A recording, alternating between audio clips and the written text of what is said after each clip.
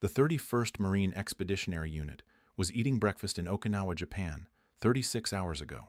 Standard garrison routine, training schedules, equipment maintenance, routine patrols across the Indo-Pacific. Normal Tuesday for 2,500 United States Marines stationed at the edge of the Pacific Ocean, 7,000 miles from the nearest Iranian missile battery. Then the orders came. Not deployment orders, surge orders. Every Marine in the 31st MEU received the same directive simultaneously. Full combat load. Ship out within 12 hours. Destination classified.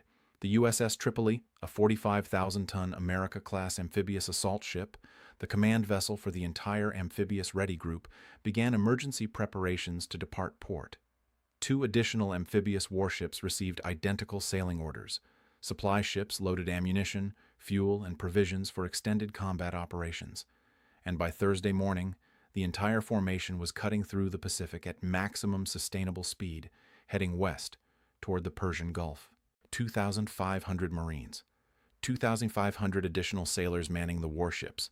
Total force approximately 5,000 American military personnel now transiting the Indian Ocean toward a war zone where 13 Americans have already died, where 15,000 targets have been bombed in 15 days, where the Strait of Hormuz is effectively closed, where oil has surged 40% to levels not seen since July 2022, and where Iran's armed forces just threatened to reduce every U.S.-linked oil facility in the Gulf to, quote, a pile of ashes. They will arrive in 1 to 2 weeks. They will join over 50,000 U.S. troops already deployed across the Middle East, and the Pentagon's official statement about their mission is 7 words long. Quote, "We do not discuss future movements," end quote. 7 words. 5,000 personnel heading into a war, and the Department of Defense won't say why. That silence is louder than any press conference because the Pentagon always announces defensive deployments. Reinforcing a base gets announced. Rotating personnel gets announced. Adding air defense gets announced. You know what doesn't get announced? Offensive operations, amphibious assault preparations, ground invasion planning. Those get 7 words of silence. Let's talk about what the USS Tripoli actually carries, because the equipment manifest tells you the mission, even when the Pentagon won't. The USS Tripoli is not a regular warship. It is a floating military base designed for one specific purpose: projecting ground combat power from the sea onto hostile shorelines. Its flight deck spans 844 feet. It carries a full squadron of F-35B Lightning II stealth fighters, the most advanced combat aircraft on Earth, capable of vertical takeoff and landing from the ship's deck without a catapult. It carries MV-22 Osprey tilt-rotor aircraft that can transport 24 combat-equipped Marines at 280 miles per hour and land vertically on any surface large enough to fit their rotor span. It carries AH-1Z Viper attack helicopters armed with Hellfire missiles and 20mm cannons for close air support during amphibious landings. It carries CH-53E Super Stallion heavy-lift helicopters that can sling-load armored vehicles, artillery pieces, and ammunition pallets from ship to shore. Below the flight deck, the accompanying amphibious transport dock and landing ship carry landing craft air cushion hovercraft, vehicles that travel at 40 knots across open water and drive directly onto beaches, carrying 60 tons of equipment per trip. They carry amphibious assault vehicles, armored troop transports that swim from ship to shore and then drive inland as fighting vehicles. They carry everything needed to put Marines on a hostile beach, support them with air power, supply them with ammunition and fuel, and expand a beachhead into a permanent military foothold. This is not a humanitarian aid package. This is an invasion toolkit, and it's heading to a region where the United States just obliterated every military defense on an island that controls 90% of Iran's oil exports. Kharg Island. That's the connection nobody in Washington will confirm and everybody in the Pentagon is planning for. Last night, U.S. forces executed what Trump called one of the most powerful bombing raids in the history of the Middle East. Every military target on Kharg Island was destroyed. Air defense batteries eliminated. Naval base demolished. Airport facilities leveled. Radar installations shattered. More than 15 explosions rocked the island. Thick smoke rose visible from the Iranian mainland, 25 kilometers across the water. But the oil infrastructure was deliberately spared. Every loading terminal, every storage tank, every pipeline junction, Every tanker berth left standing, untouched, surgically avoided while everything protecting them was annihilated. Trump then posted on Truth Social that he would, quote, immediately reconsider this decision if Iran interferes with free passage through the Strait of Hormuz. A retired U.S. Army brigadier general went on CNN and said what the Pentagon won't say. He described the Kharg strike as holding the island hostage. He then raised the possibility that the incoming Marine force could be used to physically seize and occupy Kharg Island, the first American ground operation on Iranian territory, the first U.S. boots on Iranian soil, the first act that transforms an air campaign into a ground war. The military logic is terrifyingly straightforward. Kharg Island is 25 kilometers offshore. It is now completely undefended. Its air defense systems are rubble. Its naval base is destroyed. Its garrison has no anti-air capability remaining. An amphibious Marine force with F-35 air cover could land on Kharg Island within hours of receiving the order.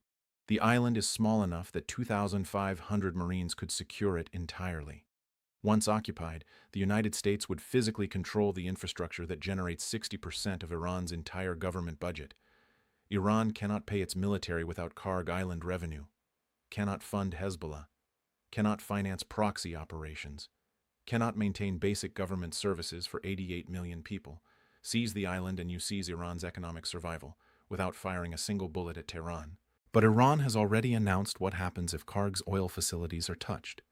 Their armed forces spokesperson delivered the response within hours. Any attack on Iranian oil infrastructure triggers immediate retaliatory strikes on energy infrastructure owned by U.S.-friendly companies across the Gulf: Saudi Aramco, ADNOC in the UAE, Qatar Energy, Kuwait Petroleum, Bahrain's Bapco, every facility, reduced to ashes. If Iran executes that threat, the global economy doesn't experience a disruption. It experiences a cardiac arrest. Saudi Arabia's Abqaiq processing facility handles 7 million barrels per day alone. The 2019 Houthi drone strike on Abqaiq temporarily removed 5.7 million barrels from global supply and triggered the largest single-day oil price spike in recorded history. Iran is threatening to hit every major facility across 6 countries simultaneously. Oil doesn't go to $150, it goes to $300. Then the number becomes irrelevant because there's nothing left to buy. And while this oil standoff escalates, Iran just proposed something that could damage American economic power more than any missile. Iran is considering allowing limited oil tanker traffic through the Strait of Hormuz on one condition: oil cargo must be traded in Chinese yuan, not dollars. Yuan. A senior Iranian official confirmed this to CNN. The petrodollar system has been the foundation of American economic dominance since 1974. Every barrel of oil traded in dollars creates demand for the U.S. currency. That demand allows America to run massive budget deficits, borrow at low interest rates, and maintain the dollar as the world's reserve currency. Replace dollars with yuan in Gulf oil trades, and you don't just change a payment method. You shift the center of gravity of global finance from Washington to Beijing. Iran is weaponizing the strait not just against oil supply, but against the dollar itself. Now zoom out. Because the Marine deployment is not the only military asset being relocated to the Gulf right now. The United States is pulling THAAD missile defense batteries out of South Korea and shipping them to the Middle East. THAAD interceptors, Patriot system components, guided bomb kits, ATAC-EMS tactical missiles, all being stripped from the Korean peninsula and redeployed 6,000 miles away. South Korea faces a nuclear-armed North Korea with an estimated 50 nuclear warheads and an active ballistic missile program that tested ICBMs capable of reaching the American mainland. The THAAD system is the primary shield protecting South Korea against North Korean ballistic missile attack. That shield is now leaving. Kim Jong-un is watching American missile defense assets vacate his neighborhood because Washington needs them more urgently in the Gulf. One war is actively degrading America's deterrence posture against a separate nuclear threat on the opposite side of the planet. 10,000 AI-powered combat drones have been deployed to the theater. They're called MIROPS, developed by Perennial Autonomy, a company backed by former Google CEO Eric Schmidt. These autonomous hunter-killer drones are designed to find and destroy enemy drones without human intervention. They previously downed over 1,000 Iranian-made Shahed drones in Ukraine. Now they're operating across the Gulf, autonomously engaging Iranian drone swarms targeting U.S. positions. This is the first large-scale deployment of AI combat systems in a major war. Silicon Valley's technology is killing Iranian weapons in real time. The future of warfare is being field-tested right now, today, while Marines sail toward a potential ground invasion. The casualty numbers on day 15 are accelerating. 1,444 dead in Iran, 773 dead in Lebanon, 13 U.S. soldiers killed, including all 6 crew members of the KC-135 refueling tanker that crashed in western Iraq. Confirmed dead, the aircraft had no ejection systems and no parachutes. 19 killed across Gulf states. An Israeli airstrike on a healthcare center in Borj Kalawiye, southern Lebanon, killed 12 medical staff, doctors, paramedics, nurses, people treating the wounded, killed while treating the wounded. A separate strike killed 9 members of one family in South Lebanon, including 5 children. Bahrain alone has intercepted 114 missiles and 190 drones since February 28th. Iran has attacked at least 10 countries.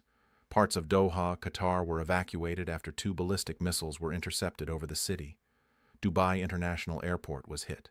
Hotels in the UAE were struck. Iranian missiles have entered Turkish airspace 3 times, triggering alarms at Incirlik Air Base where 50 American nuclear gravity bombs are stored. 3.2 million people displaced in Iran, 800,000 displaced in Lebanon. Lebanon's government has opened 592 reception centers. Mass evacuation orders could push Lebanon's displaced past 1 million within days, because Israel just announced it is preparing its largest ground invasion of Lebanon since 2006. Seize everything south of the Litani River. Dismantle Hezbollah's infrastructure. A senior Israeli official described the plan in 5 words. "We are going to do what we did in Gaza." Hezbollah's deputy leader Naim Qassem responded, quote, "When the enemy threatens a ground invasion, we tell him this is not a threat, but one of the traps you will fall into." Hezbollah still possesses 150,000 rockets. Meanwhile, Hamas issued a statement urging Iran to stop attacking neighboring countries. Think about that. Hamas, Iran's closest Palestinian ally, is publicly asking Iran to scale back. When your own allies are telling you to stop hitting bystanders, the war has expanded beyond anyone's control. Gulf states are furious. Prominent Emirati businessman Khalaf al-Habtour publicly questioned whether the U.S. considered regional consequences or simply ignored the cost of dragging the Gulf into a conflict it never endorsed. That question has no comfortable answer because the answer is clearly the second option. The U.S. State Department placed a $10 million bounty on Iran's new Supreme Leader Mojtaba Khamenei and 10 senior IRGC officials. The bounty notice tells informants they may be eligible for relocation. The Defense Secretary claims Khamenei is likely disfigured and hiding underground. America is simultaneously hunting the leader of a sovereign nation, bombing his country's economic lifeline, sending Marines toward his coastline, and offering cash rewards for his location. That is not a limited military operation. That is regime destruction on an industrial scale. 250 American organizations signed a letter demanding Congress halt war funding, arguing the $11.3 billion spent in just the first 6 days is being diverted from domestic needs, including food benefits for American citizens. $11.3 billion in 6 days. That's $1.88 billion per day. By day 15, the estimated cost exceeds $28 billion. Every dollar spent bombing Kharg Island is a dollar not spent on American schools, hospitals, infrastructure, or the 38 million Americans currently receiving food assistance. Trump says, "The war ends when he feels it in his bones. The war will continue as long as necessary. We're way ahead of schedule. Gas prices will fall after the war. Iran is completely defeated." Iran is not defeated. Iran is firing missiles at 10 countries simultaneously. Iran is closing the world's most important oil choke point. Iran is threatening to destroy the entire Gulf's energy infrastructure. Iran is proposing to replace the dollar with yuan in oil trading. Iran's new supreme leader is issuing ultimatums from hiding, and the man who was assassinated to start this war has already been replaced by a successor who sounds angrier than the original. 2,500 Marines are cutting through the Indian Ocean right now. In 1 to 2 weeks, they arrive. When they get there, they will either reinforce existing positions, which doesn't require an amphibious assault ship, or they will do what amphibious assault ships are built to do: put Marines on a hostile shore. Kharg Island has no defenses left.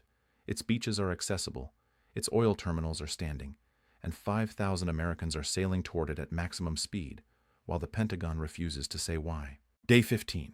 The air war has a number: 15,000 targets. The ground war doesn't have a number yet, but the Marines are coming, and when Marines come, numbers start. This is war clock. The escalation has no ceiling. Stay informed.